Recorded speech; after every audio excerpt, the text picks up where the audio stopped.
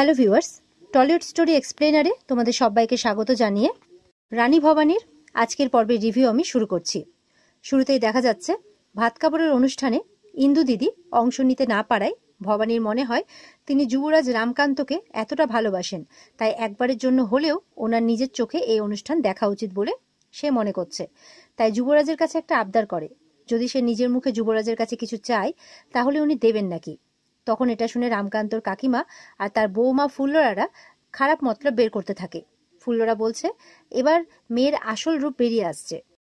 তার বৌমা বলছে যে কিছু চাওয়ার নামে তুমি আবার তোমার দেবী মানে সেই মা ভবানীর প্রতিমাটা যেটা সঙ্গে করে নিয়ে এসেছো সেটা পুজো ঘরে বসানোর অনুমতি যেন চেয়ে নিও না। আচার্যগুরুর অনুমতি ছাড়া কান্ত দাদা সেটার ক্ষমতা নেই। ভবানী তখন বলছে না, সেরকম কিছু না। রামকান্ত বলছে তাহলে কিছু চাও, সাধ্য থাকলে আমি অবশ্যই দেব। ভবানী তখন মনে মনে শিবানীর কথা ভাবছে, সে বিধবা বলে কিভাবে তাকে গায়ে হলুদের অনুষ্ঠানে ঢুকতে দেওয়া হয়নি। এই ভেবে ইন্দু দিদির কথাটা বলতে কিন্তু সংকোচ বোধ করছে। ভবানীকে চুপ করে থাকতে দেখে কাকিমারা আবারও বলতে থাকে, এত কি ভাবছো? তোমার কি গয়না চাই নাকি, নাকি বাপের বাড়ির জন্য আরো বড় মহল চাই? ভবানী বলছে সে চায় যে ইন্দু দিদিও যাতে এই অনুষ্ঠানে আসে, অংশ নেয়। সঙ্গে সঙ্গে কাকিমা বৌমারা তাকে বিধবা বলে, অমঙ্গল হবে, এই সমস্ত বলে ছিছি করতে থাকে। ভবানী এরপর হাত জোর করে বলে, দিদি আমাকে যখন এই ঘরে গয়না পরাচ্ছিলেন আপনারা এতটা অপমান করেছেন দিদিকে, তার দু চোখ জলে ভরে গেছিল। দিদির কি মন নেই? তার কি কষ্ট হয় না? রামকান্তর কাকিমা তখন বলছে, না, বিধবাদের স্বাদ আহ্লাদ বলে কোনো কিছু হয় না। ভবানী বলছে, বিধবা বলে কি উনি মানুষ নন? বিধবা হয়েছেন, চিতায় তো ওঠেননি। এই বলে ভবানী মা পিসিমা যুবরাজের কাছে তার প্রশ্নের উত্তর চায়। ভবানী মানুষের প্রতি এইরকম চিন্তা ভাবনা দেখে ভবানীর পিসমশাই বলছেন, আমি এতদিন কলকাতায় থেকেও এইরকম ভাবতে শিখিনি। এইরকম চিন্তা ভাবনা সবসময় আমার মন ঘাবড়েছে এরকম চিন্তা ভাবনাতে, কিন্তু এই মেয়ের মন তো দেখছি সোনাই মোড়া। সত্যনারায়ণ তখন তার বাবাকে বলছে, আমার বৌঠান রাজরাজেশ্বরী, নিয়মের বেড়া জালে তাকে কেউ কখনো আটকাতে পারবে না।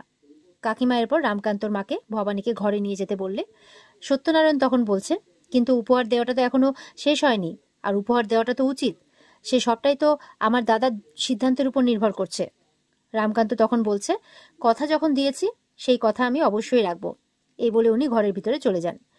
ইন্দু বৌঠানকে নিয়ে আসতে দেখে কাকিমা তখন রামকান্তর মাকে কিন্তু আপত্তি জানাচ্ছে, বলছে এটা কি উচিত হচ্ছে?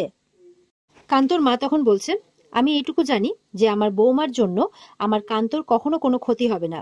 কান্ত এরপরে ইন্দু বৌঠানের ঘরে গিয়ে ভবানীর উপহারের কথা বলে আর তার সাথে যেতে বলে। বৌঠান বলছে, ভবানী তো ছেলে মানুষ, ও কিছু বোঝে না, কিন্তু তুমি তো বোঝো, বিধবা মেয়ে মানুষের সেখানে গেলে অমঙ্গল হবে, তুমি জানো না? দেওয়ান মশাই সেখানে উপস্থিত ছিলেন। তিনি ভবানীর এই উপহারের কথা শুনে বলেন, বড় বৌরানীকে বলুন রাজরানী নাটোরের রাজবাড়িতে নতুন হাওয়া, নতুন চিন্তা ভাবনা আনতে চাইছেন, তাই ওনার উচিত হবে এতে সহযোগিতা করা। উনি আরো বলছেন যে আর কতদিন বিধবারা এরকম ভাবে আচার অনুষ্ঠানের সময় ঘরে লুকিয়ে থাকবেন? এতে কি কোনো অন্যায় হচ্ছে না? অবশ্যই হচ্ছে, অন্ততপক্ষে আমার দৃষ্টিভঙ্গিতে তো হচ্ছে। যুবরাজ তখন দেওয়ান মশাইয়ের কথায় সহমত হন। ভবানী তখন ইন্দু দিদির ঘরে পৌঁছে যায়। বাড়ির কাকিমারে কিন্তু তখন তাকে এমনটা করতে বারণ করলে তাকে বাধা দিতে তার পেছন পেছন সেখানে চলে যায়। কাকিমা এসে ইন্দুকে বলে, তুমি সত্যি করে বলো তো, তুমি ভবানীর কানে কি কুমন্তর দিয়েছ? ভবানী বলছে, না, দিদি আমাকে কিছুই বলেননি, বরং যেটা বারণ সেটাই বুঝিয়েছেন। কাকিমা বলছে, তা কি বুঝিয়েছে? তাতে তো দেখছি কোনো লাভ হয়নি। ভবানী বলছে, নিয়ম আছে বলেই বুদ্ধি বিবেচনা দিয়ে সেটা মানতে হবে। রামকান্ত এরপর বৌঠানকে বলেন যে এবার চলুন, ভবানী নিজে এসেছে তোমাকে নিয়ে যেতে। ভবানী এরপর ইন্দু দিদিকে বলছেন, তুমি না গেলে কিন্তু আমার ভাত কাপড় সম্পন্ন হবে না। এরপর হাত ধরে তাকে দিব্যি দিয়ে নিয়ে যেতে চাইলে ইন্দু তখন এটা ঠিক করছো না আর এটা ভেবে ভয় পেতে থাকে। ভবানী বলছে যে আমি এতে কোনো অন্যায় দেখতে পাচ্ছি না, এই বলে কিন্তু হাত ধরে টেনে নিয়ে চলে যাচ্ছে। তার পেছন পেছন কিন্তু কাকিমারাও যাচ্ছে। ইন্দু বৌঠান কিন্তু এরপর আবারও বলছে যে দেখো, এটা কিন্তু একদম ঠিক হচ্ছে না, আর সেখান থেকে কিন্তু ঘরে ফিরে যেতে চাইছে। কিন্তু ইন্দু বৌঠানকে জোর করে আর কি হাত ধরে নিয়ে যাচ্ছে ভবানী। এরপর ইন্দু বৌঠান কিন্তু বালাজোড়া নিয়ে এসেছে তাকে দেওয়ার জন্যে। তো ভবানী বলছে, বালাজোড়া নিয়ে এসেছো, আমায় দেবে না? অবশ্য সেটা তোমার সিদ্ধান্ত, তুমি আমায় দেবে কিনা, কিন্তু আমার লোভ শুধু তোমার আশীর্বাদে। যে এত মায়া মমতা স্নেহ দিল, সে তার আশীর্বাদের হাত আমার মাথায় ছোঁয়াবে না? এমন করে বলছে ভবানী।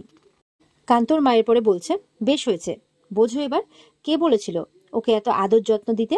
এবার বুঝেছো তো, ভালোবাসায় বেঁধে ফেলেছো, নাও সামলাও এবার। ইন্দু এরপর কিন্তু নিজের হাতে বালাজোড়া দুটো ভবানীকে পরিয়ে দিচ্ছে। ভবানী এরপর তার পা ছুঁয়ে বলছে, আমাকে আশীর্বাদ করো, আমি যেন নাটোরের যোগ্য রানী হয়ে উঠতে পারি। কিন্তু ছাতি নাই আমার বাবার দেওয়া শিক্ষা যেন আমি কোনোদিনও না ভুলে যাই, আর অন্যায় দেখলে প্রতিবাদের ভাষা কোনোদিনও যাতে না হারাই। তার ইন্দু দিদি তখন তার মাথায় হাত দিয়ে আশীর্বাদ করছে আর বলছে যে তুমি এবার বাড়ির বাকি বড়জনদের কাছ থেকে আশীর্বাদ নিয়ে নাও। পিসমশাই তো খুব খুশি। পিসমশাই এবার কান্তকে বলছে, তুমি এটা মিলিয়ে নিও, ভবানী মা কিন্তু একদিন নাটোরের নকশাটা বদলে দেবে। রামকান্ত তখন বলছে, কিন্তু ভবানীর কপালে দুঃখও যে কম নেই কিছু, সেটাও তো আমি বুঝতে পারছি। সত্যনারায়ণ তখন তার মামিমাকে বলছে, কান্তর কাকিমাকে এইভাবে সত্যনারায়ণ তার মামিমাকে আর কি কান্তর কাকিমাকে এই যে অপদস্থ হতে দেখছে, এটা দেখে খুব হাসাহাসি করছে।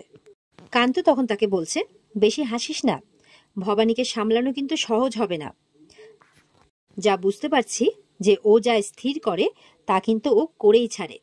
সত্য তখন মস্করা করে বলছে, তা এই গুণে কদর করতে করতেই মনে হয় মন দেওয়া নেওয়াটা হয়ে যাবে। পিসিমা এরপর ভবানীকে আশীর্বাদ করে বলছে যে আজ ইন্দু বউকে তুমি যে মর্যাদা দিলে তাতে আমরা সবাই তোমাকে দুহাত ভরে আশীর্বাদ করছি। ভবানী কিন্তু তখন খুব খুশি হয়ে যায়। এরপর দেখা যাচ্ছে ফুল্লরা ঠাকুমাকে নিয়ে সেখানে চলে আসতেই ঠাকুমা এসে এসেই কিন্তু ইন্দুকে সেখানে দেখে ছিছি করতে থাকেন। আর এরপর ইন্দুকে বলছেন, তুমি কি লাজ লজ্জা সব ধুয়ে খেয়েছো নাকি?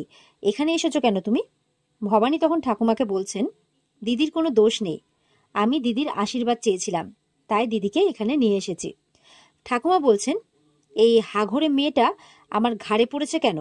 তুমি এখান থেকে যাও, তোমার একটা কথাও আমি শুনবো না। কান্তর কাকিমা তখন ঠাকুমাকে বলছেন যে আমি বারবার বারণ করা সত্ত্বেও আমার কথা কিন্তু কানে তোলেনি। এই ডাকাত মেয়ে ভবানীকে বলছে ইন্দুকে এখানে নিয়ে চলে এসেছে। ঠাকুমা তখন বলছেন, ঘোর অকল্যাণ হয়েছে, ঘোর অকল্যাণ হয়েছে। ভবানী এরপর ঠাকুমাকে বলছেন, যদি কাউকে ভালোবেসে সম্মান জানিয়ে তার পায়ে মাথা টেকাতে ইচ্ছে করে তাহলে সেটা কি অপরাধ? ঠাকুমা তখন ভবানীর কথায় রেগে গিয়ে বলেন, ওকে মুখে মুখে তর্ক করতে বারণ করে দাও। পিসিমা এরপর ঠাকুমাকে অনুরোধ করে বলেন যে যা হওয়ার তা তো হয়েই গেছে, এবার ছেড়ে দিন। ঠাকুমা বলছেন, আমি ছাড়লে তো বিধবা কি বিধাতা কি ছেড়ে দেবে? মরক লাগবে, সব চুলোয় যাবে। তাই ঠাকুমা এরপর ইন্দুকে এই রাজবাড়ি থেকে বিদায় নিতে বলছেন। ইন্দু বৌঠান তখন সে অনেক বড় অপরাধ করে ফেলেছে এই ভেবে ভয় পেতে থাকে। ভবানী বলছে, না ইন্দু দিদি, তুমি কোথাও যাবে না। কান্তর মা তখন ভবানীকে এই মুহূর্তে চুপ থাকতে বলছেন। ভবানী বলছে, না দিদি, না, দিদি কোনো দোষ করেনি, দিদিকে আমি এখানে এনেছি, আমি নিজে নিয়ে এসেছি। তাই শাস্তি পাওয়াটা, যদি কারো শাস্তি পাওয়ার থাকে তাহলে সেটা আমি পাবো, দিদি কোনো কিচ্ছু করেনি। দিদিকে যদি কাশি যেতে হয় তাহলে তার সাথে আমিও যাব। ভবানীর এই কথা শুনে কিন্তু সবাই অবাক। আর এখানেই আজকের পর্ব শেষ হয়ে যায়।